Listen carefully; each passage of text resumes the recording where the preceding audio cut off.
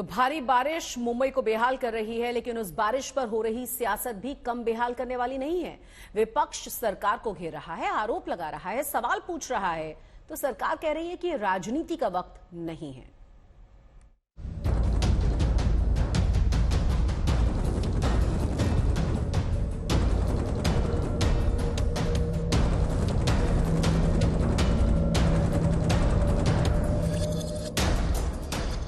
मानसूनी बारिश में एक बार फिर मुंबई मुश्किल में। सड़कें पानी में डूबी हैं, रेलवे ट्रैक पानी में डूबे हैं, कई उड़ानें रद्द हैं। भागती दौड़ती देश की आर्थिक राजधानी थम सी गई, लेकिन सियासत पूरी रफ्तार में है। विपक्ष का वार है और बीजेपी का पलटवार। काम तो करना सरकार की जिम्मेदारी है ना, काम करना आपातकाल में ये सरकार की जिम्मेदारी होती है। अरे कायदा सुव्यवस्था का डर किसी को रहा नहीं है। इस सरकार के लिए जो भी जिसके मन में आता है वो करता है और सबको लगता है कि भाई कुछ भी करे ये सरकार हमें बचाएगा। छोटे नाले, बड़े नाले, स्टॉर्म वाटर ड्रेन, इसमें से निकाला हुआ कचरा या स्टिल्ट, ये जहां पर डंप करने वाले तो प्राइवेट डंपिंग ग्राउंड है, वहां का ना कोई फिगर्स है, ना आंकड़े है, ना वीडियो है, ना कोई उसकी पुष्टि करते हैं।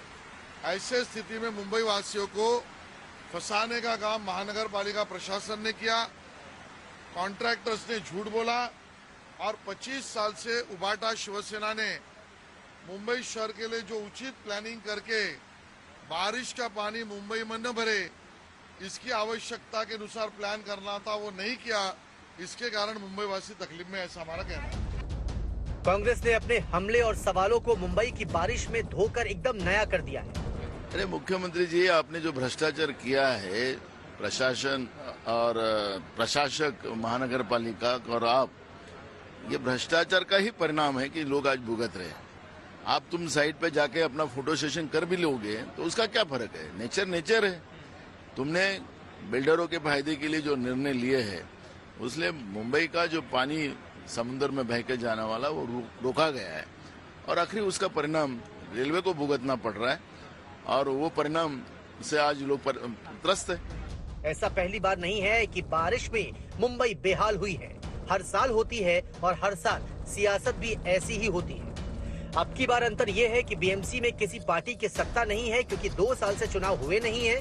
अधिकारी ही बीएमसी को चला रहे हैं, इसलिए सत्ता पर काबिज बीजेपी भी सवाल पूछ रही है। नालों की सफाई पर व्हाइट पेपर की मांग कर रही है।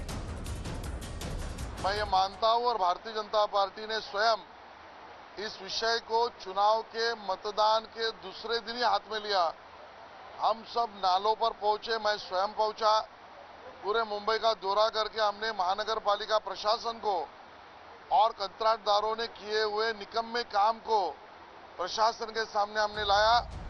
मुंबई में करीब 2000 किलोमीटर का सतही नाला है, साथ ही अंग्रेजों के बनाए गए करीब 440 किलोमीटर अंडरग्राउंड नाले भी मौजूद हैं। करीब 270 किलोमीटर बड़े नाले हैं और 87 किलोमीटर छोटे नाले।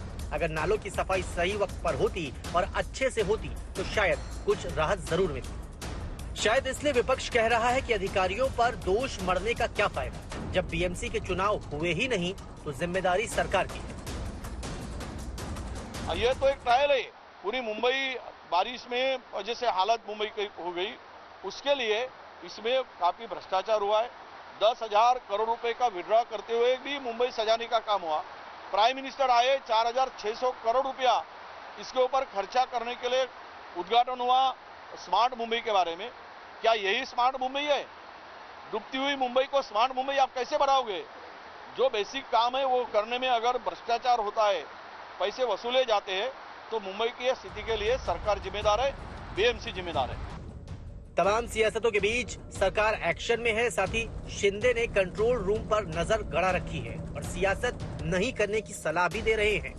इसमें कोई राजनीति ना लाए, ये राजनीति करने का समय नहीं है, ये लोगों को मदद करने का समय है। अभी लोगों को जहाँ फंसे उनको रेस्क्यू करने का समय है, रोड का पानी कम करने का समय है और इसमें सभी लोगों ने मिलकर काम करना चाहिए। राजनीति के लिए तो बहुत विषय है। सरकार को अपनी इमेज की फिक्र है और विपक्ष को अपनी राजनीति। तैयारी अगर पहले से की गई होती तो शायद मुश्किलें कुछ कम तो होती।